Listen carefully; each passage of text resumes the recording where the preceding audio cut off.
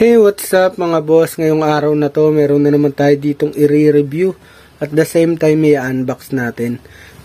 Mga boss, yung sapatos na to, ang pangalan nito is Puma Scoot 1. So, ayan mga boss, Scoot 1, Puma Green. So, mga boss, andyan yung logo nyo. Logo ng Scoot. So, ayan, letter S.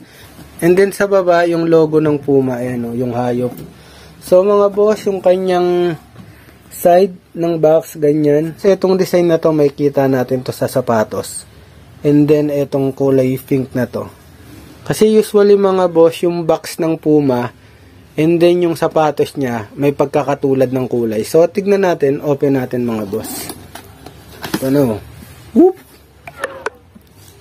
So mga boss, sa mga naghahanap nito, available pa ang sizing natin nito, 8 hanggang 12. So, madami pa tayo dito. So, mag-PM lang kayo para makapag-avail kayo. Mga boss, sabihin ko lang pala sa inyo yung retail price nito.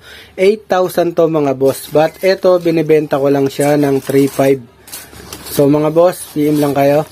So, ayun, ganda mga boss. Whoop. Ganda. So, mga boss, ito yung nasa box kanina, yung pinakita ko. Ito, yung design na to. Yun, diba? Ayan, So, pakita natin sa inyo mga boss. Ayan mga boss, yung materials na ginamit dito, usually naman talaga, ayan knit mesh to. Ayan mga boss, may kita nyo yan. And then leather. Ayan, tapos, saka rubber. Ayan mga boss. Yung rubber nya, ayan, rubber sole siya mga boss. And then yung logo ng Puma. Tapos, kulay, violet yata to. And then, kulay blue. Tapos mga boss, kulay pink. Ayan And then green. Tapos, eto, parang mga cream. Ayan mga boss. Tapos sa kanyang dila mga boss, nakalagay dyan yung logo ng Scoot. Tapos Puma. Tapos mga boss, yung kanyang dila mga boss, knit mesh yan. Yung ginamit na kanya. Tapos mga boss, yung kanyang insole, ganyan Ayan nakalagay dyan yung logo ng Scoot 1. And then yung Puma basketball. Ayan. Tapos yung kanyang insole mga boss, malambot. So hindi may stress yung paa natin mga boss. Kahit matagal na natin tong suot. So very comfortable. So okay to mga boss. Tapos yung kanyang bigat, hindi naman siya mabigat na mabigat. Hindi rin siya sobrang gaang.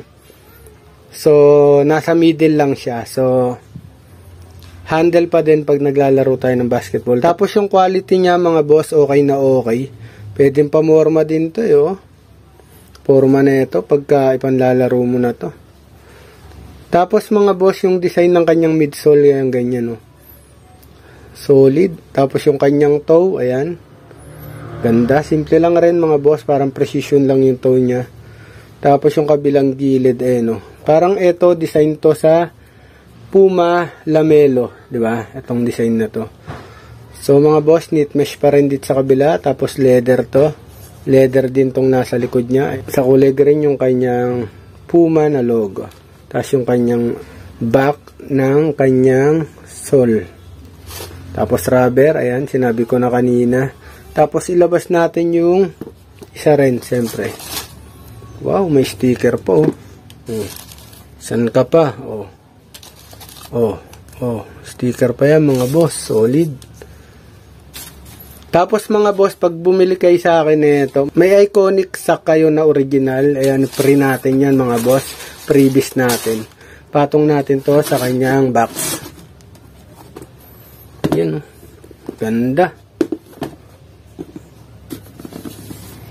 Mga boss, sa mga gustong mag-avail nito, inuulit ko, meron pa tayo ditong size 8 hanggang size 12 nito.